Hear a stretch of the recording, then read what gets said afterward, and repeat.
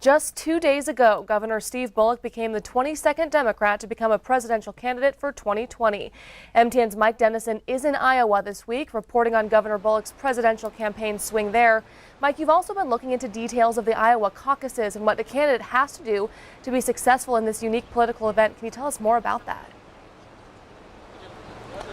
That's right. Iowa is what's known as a caucus state. It's not a primary election like in Montana where you just show up and vote. Caucuses are party meetings all around the state in specific precincts. You have to show up there in person, listen to a pitch, then you have to actually go and stand in part of the room and publicly declare your allegiance to a candidate. And after that, there's a very complex process that narrows down who gets some votes and who gets none, which is most of the candidates.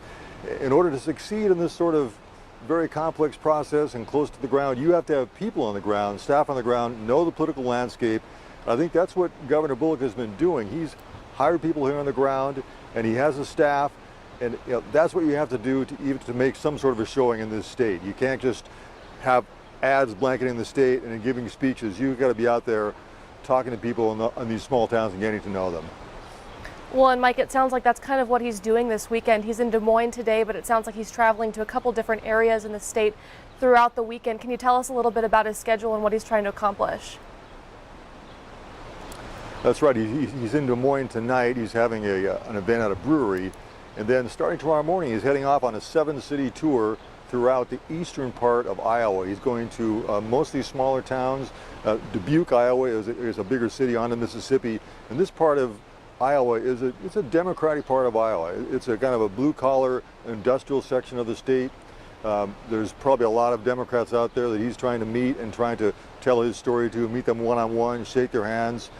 But he also has, like I said, he has a lot of people he's already met. He's been to Iowa several times already, and these people that he's met, they're going to be helping him get out the word to other Democrats across the state and to consider Bullock as a possible candidate they might support. Well, and Mike, as you were mentioning, he has made a couple of trips out there, and it obviously has some sort of an impact because a big announcement this morning, he announced today that he's been endorsed by the Iowa Attorney General. What does that mean for his campaign right now?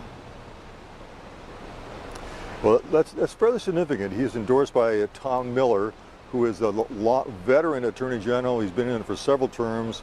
He's the longest sitting Democratic official in Iowa, statewide official.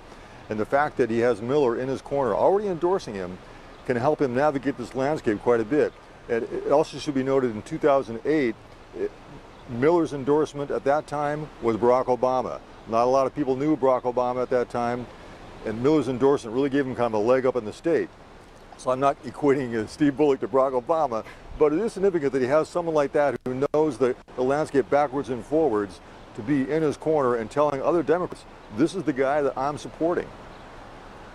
All right, well, thank you, Mike. That's interesting stuff. And of course, Mike, we'll have some more full coverage of the governor's first day as a presidential candidate in Iowa coming up in your MTN Evening News. Thanks, Mike.